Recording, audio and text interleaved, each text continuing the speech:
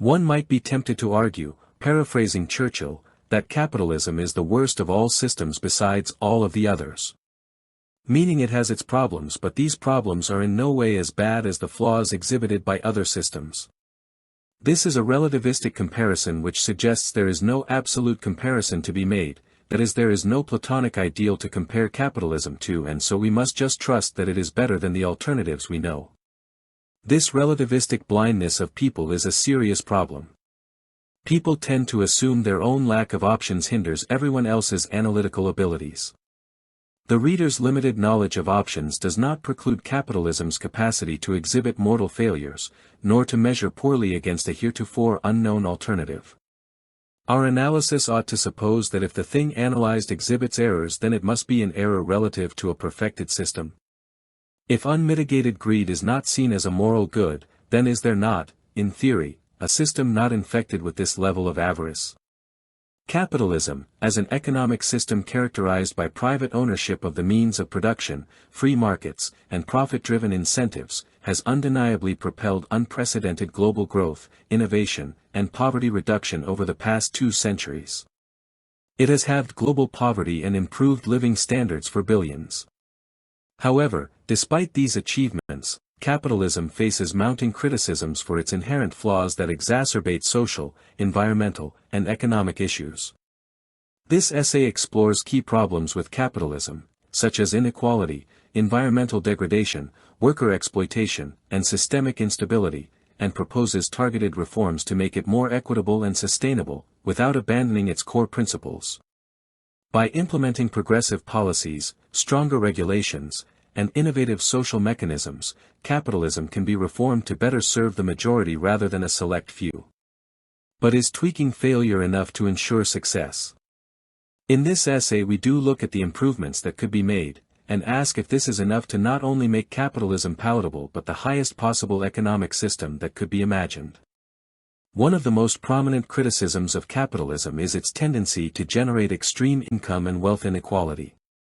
Under capitalism, resources and profits disproportionately flow to those who own capital, widening the gap between the rich and the poor. This is evident in how the system prioritizes profit maximization, often at the expense of fair wealth distribution, leading to a concentration of economic power in the hands of a small elite. Critics argue that this inequality is not merely a byproduct but a structural feature, as seen in historical analyses where capitalism's rise coincided with persistent distrust and moral rejection due to unequal outcomes. For instance, in many developed economies, the top 1% capture a disproportionate share of income growth, stifling social mobility and fostering resentment that undermines societal cohesion. Closely linked to inequality is the exploitation of workers, another core flaw. Capitalism's emphasis on cost-cutting and efficiency often results in inhumane treatment, low wages, and precarious employment.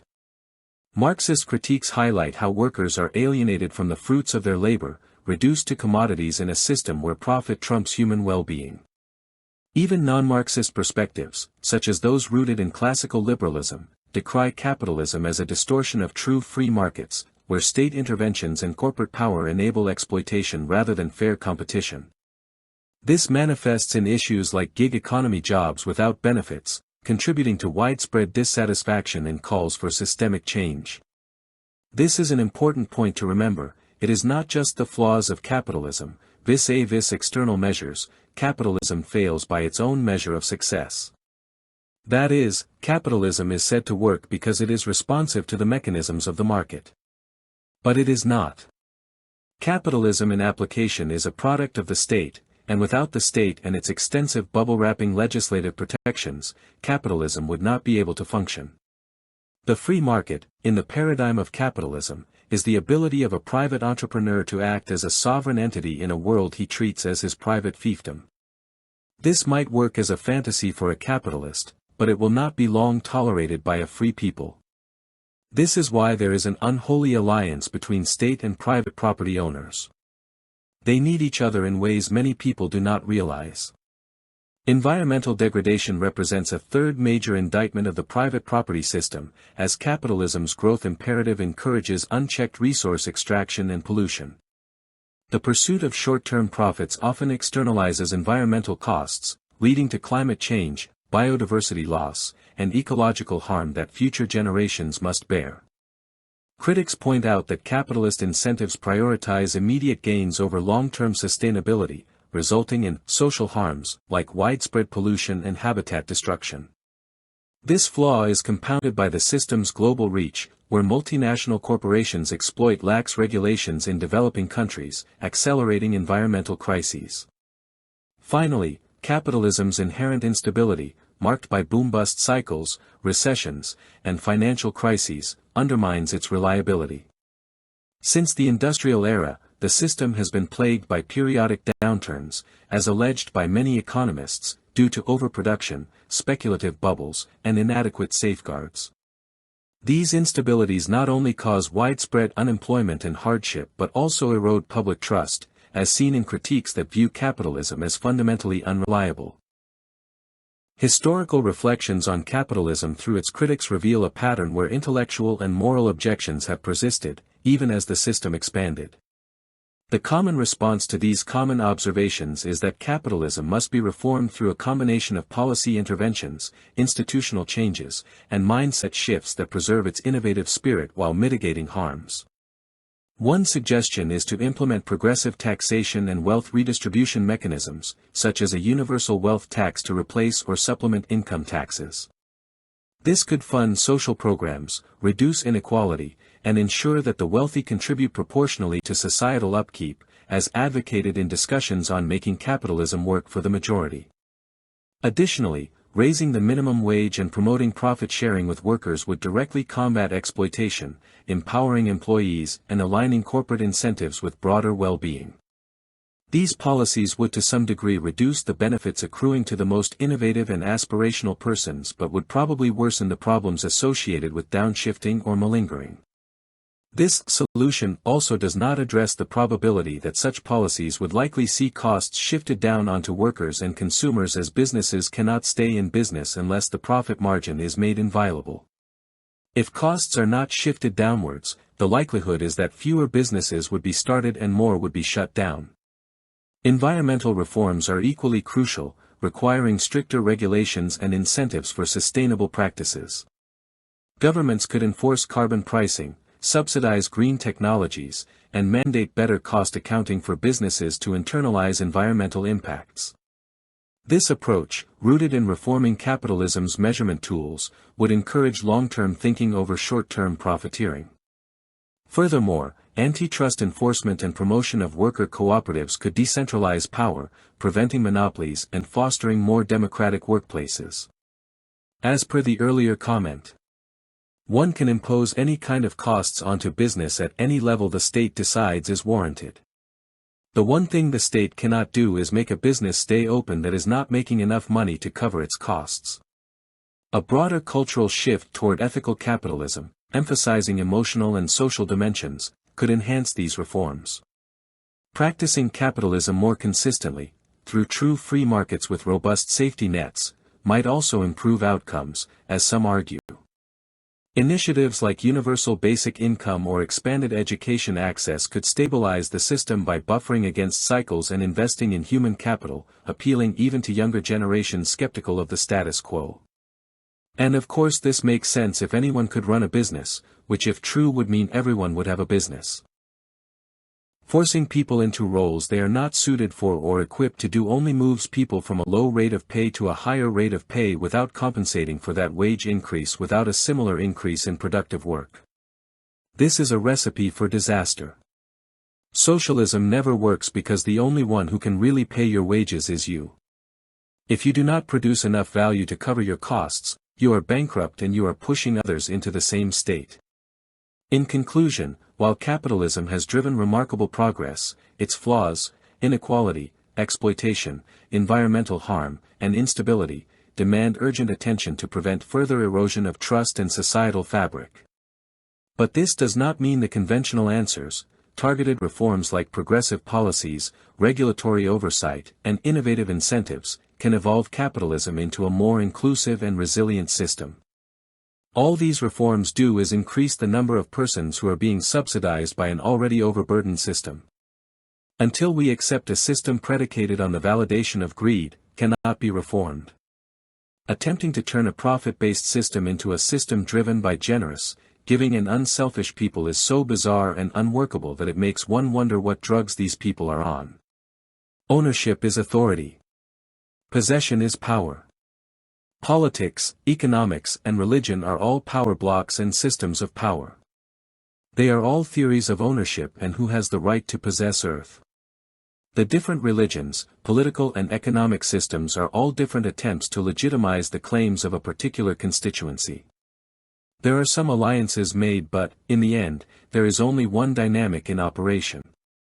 All of these groups, all of these jurisdictions, are attempting to validate their claim to some portion of the physical world and through this, to the wealth that is produced by means of it. It all comes down to the devil challenge to God. Regardless of whether you want to view things from this perspective or not, you are caught up in this conflict. You will still need to decide which side of the war you are on. There are a million factors that come into play, but every one of these once picked, transfers power in or out. You might see the impact on your purse or on your possessions. Regardless, there will still be a change to your balance sheet. There will be an increase in debits or credits. In the end, all of these changes, big and small, will incrementally increase your power or decrease it. If you do not have the power directly and under your control, then you have conspired with others to deprive some other group of their power. In the process, you will sacrifice some of your own power to gain group power in what is called identity politics. This phenomenon even has a correlate summed up in a word: subsidiarity. The doctrine of subsidiarity asserts that nothing ought to be done by a higher authority that could have been done by the lower jurisdiction. This is a policy promoting grassroots activism. This means the same as what was alluded to above. Everything we do pushes power down towards the base, or up the administrative hierarchy. Capitalism favors centralized authority as do socialists. The issue they have with each other is that each wants power concentrated in a different set of hands. The left/right divide is a fight between who the government ought to help, or who ought to be favored by the law. The left wants the law to tax the rich and write checks to the poor. The right wants the government to protect their property and to take as little as possible from them, so they can reap the rewards for their entrepreneurialism with the fewest deductions as possible. The only thing that the right feels governments ought to pay for is protection for property and property owners. This is basically the position of a libertarian. Others may favor a broader role for governments, but mostly for things that will maintain the workforce in readiness to work. Such things as education and healthcare are not opposed as they make for a useful worker. This highlights the problem with capitalism, and it is the same problem that we encounter with socialists, but the accent differs in who the two groups think ought to be protected. Both, left and right, think that there needs to be a government that protects them, however. In this, both sides are parasitic, but the rich want the poor sacrificed on the altar of capitalism and the poor want the rich sacrificed on the altar of equal rights and the commonwealth of all men. Capitalism cannot exist without the intervention of the state, neither can socialism. Property owners need the state to protect property rights and the power of the property owner to hire and fire workers without fearing reprisals or undue pressure from the far more numerous workers. Ultimately, the problem with capitalism is that, as with socialism, it is parasitic. It is not parasitic in the same way that socialists are, but they need the intervention of the state to exist. They also need the freedom to exploit the worker for their own ends, to collect their profits. But the real problem with capitalism is that, despite what many think, there is a better way to provide the world with goods and services. Despite how capitalists think of the economy, the worker and the consumer are the same person. The worker can be divided from the consumer only when the work one does is consumed by another. This creates something called a market. In capitalism and communism, a third party, either the property owner or the state, intervene in the transaction and become something akin to a broker. But we ought not need a third part to trade the work of our minds and hand. All we need is a way to track credits and debits, and this is not that difficult to do. Those who work get paid for the time they work, and those who purchase goods and services pay in their hours they work the amount of work it took to make what they wish to purchase. Time equals time. If it takes 1 hour to produce P1, then it takes an hour of work to purchase P1. It's not complicated and it solves the problems that both capitalism and communism create.